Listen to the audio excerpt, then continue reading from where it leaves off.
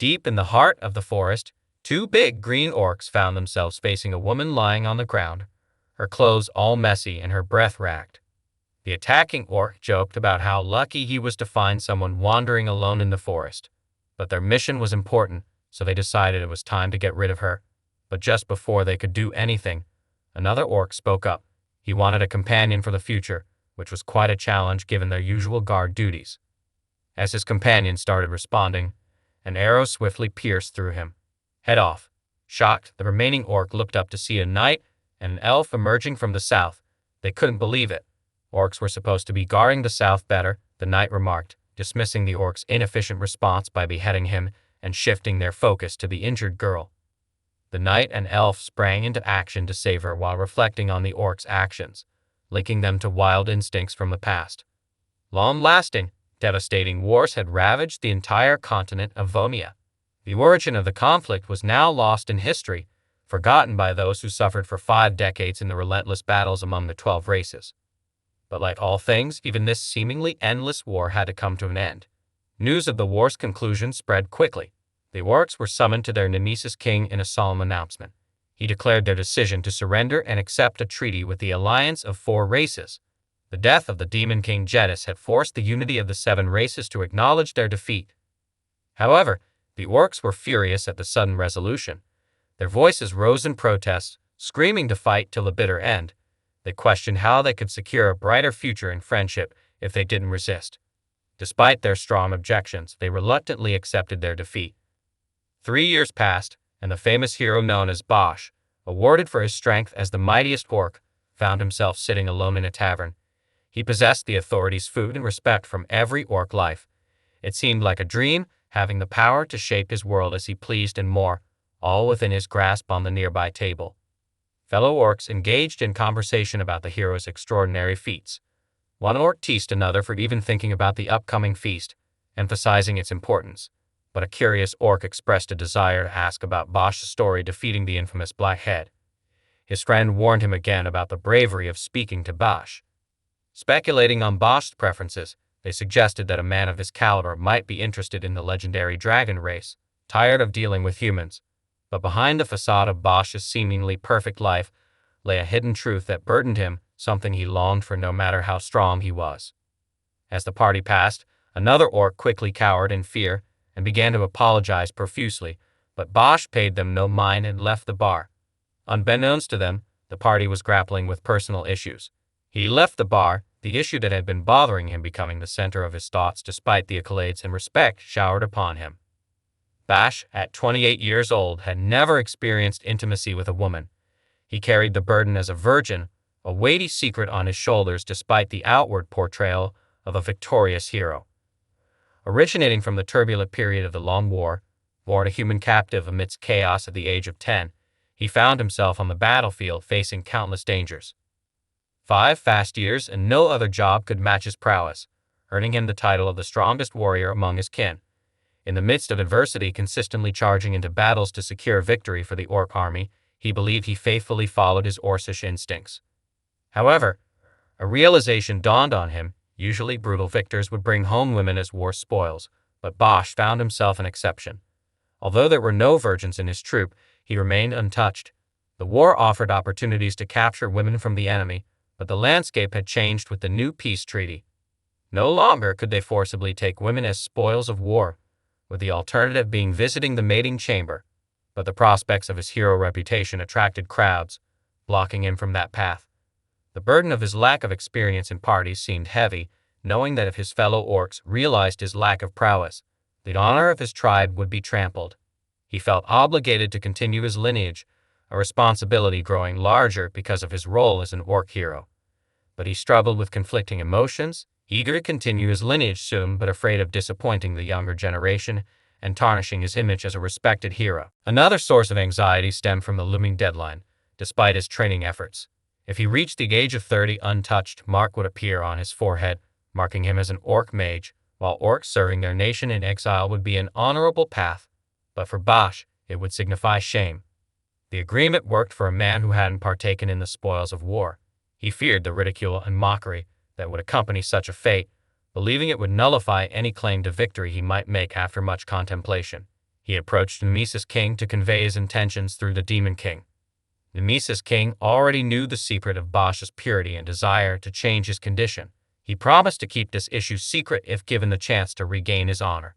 The party swore loyalty to Nemesis until death, seeing an opportunity to redefine his narrative and start a path that could redeem him in the eyes of his fellow orcs. As Bosch departed, one enemy servant asked about his purpose.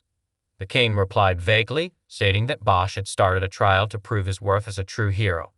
Although traditional hopes of orc heroes having wives, even the mighty king couldn't use his power to grant Bosch one. While Bosch could choose a peaceful life in the village, he chose to uphold his hero's dignity. And the strongest orc has set off on a journey to meet his wife and bring forth his offspring into this world. The common belief is that the desiring descendants must take the initiative, though there are individual differences. With their strong and appealing human bodies, they attract orcs as potential bearers of their children. Bosch has lived by this principle all his life, maintaining a stronghold at the human city border in his country until the war ended. While patrolling, the hero caught a faint scent of blood, sensing the presence of a beast nearby. He hoped to find food, but upon reaching the scene, he discovered a group of muscular bugbears attacking a human woman. The bugbears quickly backed off when faced with Bosch's intimidation. While by most orc standards, this woman might not be considered very attractive. Having not seen a woman up close for years on the battlefield, he was drawn to her confident smile. He approached the women bravely and boldly asked if they were interested in singing. The children were confused by the sudden turn of events as the fleeing party of women left them wondering about their reaction. From a small box at her feet, he found a jar containing fairy dust. The fairy showed surprise upon meeting her master again after a long absence, unaffected by the fairy's attempts to hug him. With enthusiasm, the fairy chatted, convincing Bosch that he could never forget her with a personality like hers. The fairy was curious about how Bosch knew that they were being attacked, but Bosch said it was just a coincidence, though he emphasized the severity of the situation, considering the attack on their cart and the act of betrayal shown by the fairy. If a simple-minded human were to see Bosch near the damaged cart, they might mistakenly think he was the culprit implicated in the bear's actions. Bosch began to sink into the bear's actions in a sudden panic explosion, with the fairy screaming, reminding Bosch of the approaching presence. He asked if he was ready to fight, but Bosch pondered the consequences of fighting on human-inhabited land, deeming it unwise considering his quest to find a wife. He suggested a strategic retreat as they withdrew. The fairy's adventurous spirit and curious mind explained her desire to explore, pushing Bosch to adopt a similar approach, urging him to find out what he was looking for while sharing her belief that Bosch, as an orc hero, should lead a happy life without troubles. She declared her commitment to help him in any way she could. Bosch reflected on the fairy's skills in gathering information and her familiarity with the lifestyles of various species, recognizing her potential as a valuable companion. He appreciated the assistance she could provide on his journey, ultimately opening up to the fairy, revealing that he was on a quest to find a wife. The fairy acknowledged the importance of a wife for an orc, highlighting the current challenges in finding a suitable partner. She noted that it was becoming increasingly difficult for orcs to attract potential wives, given the scarcity of women willing to take on the role of an orc's wife. Her willingness to volunteer if she wasn't a fairy reassured the party that they could easily find 10 or 20 wives in no time. The party entrusted this matter to her capable hands, with the fairy at their helm, stepping out of the forest and embarking on an adventure to the human city, ready to begin the search for a suitable wife for Bosch and Zell. They walked to the tightly guarded city of Krell, a place rich in the history of many human-orc conflicts. It was understandable that the locals were wary of Bosch's presence, choosing to be wise in their discretion. They decided to head to the INF first as they navigated the bustling streets, encountering many women, but Bosch realized he couldn't freely make his choices without constraints. The rule of one man and one woman among humans prohibited him from pursuing married women once entered. In their room at the inn, Zell commented on the prejudice that still lingered against orcs. The men in the city were likely afraid of the party, while the women might think he would father children indiscriminately. The party understood the root of these fears and acknowledged that such suspicions were unfounded, considering the torn history of war between orcs and humans. They realized it would take time for the deep-seated wariness toward orcs to dissipate among the human population. Understanding the nuances of human culture, Bosch realized he couldn't simply approach women and ask them to bear his children in human society. Concepts like marriage and having children were intertwined with love. It's not something you do with strangers to win a human wife. Bosch feels he's not ready for this task. Realizing Bosch's lack of experience in wooing women, Zell steps in to offer guidance. Despite his small appearance, Zell has broad knowledge about humans. The lessons begin with the importance of looking neat, because human women value cleanliness, considering dirt and smell very off-putting. For the second lesson, he suggests Bosch to make it pleasant, advising the use of sweet-smelling perfume he usually uses before battling beastmen. After bathing, Zell realizes that orcs don't really fancy the scent, but Bosch explains that while he doesn't particularly like it, it's also a practical choice since those who don't use it often meet an unfortunate fate at the hands of the beastmen they fight. Zell understands the necessity and offers to lend his perfume to ensure that it not only protects him from wild beasts, but also enhances his attractiveness to humans as Bosch prepares to bathe. Zell states that if he adheres to these basic principles, looking clean, smelling nice, and radiating confidence, he should at least have a chance with a girl.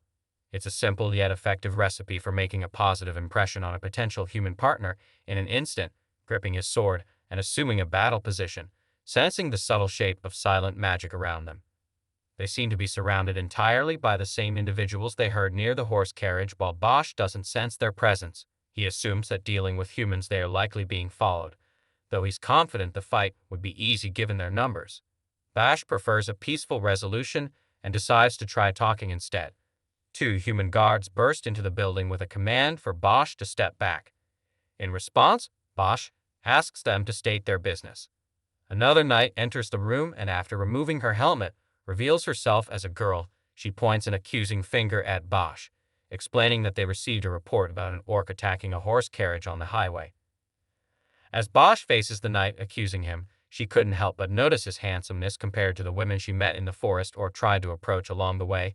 She stood out as a very beautiful party and imagined having at least 3 children with him, considering it fitting for a hero to have a popular woman as a wife, a union that can keep orc pride. But she realizes the need for finesse and understands that proposing right then wasn't the right approach. Unfortunately, she couldn't check the ring on his left hand as he wore gloves, becoming increasingly impatient with Bosch's silence. The knight demands answers, prompting him to affirm that he didn't attack the carriage while unable to provide concrete proof. Bosch solemnly swears in the name of the great orc king Nemesis that he is innocent. This is lesson number 3.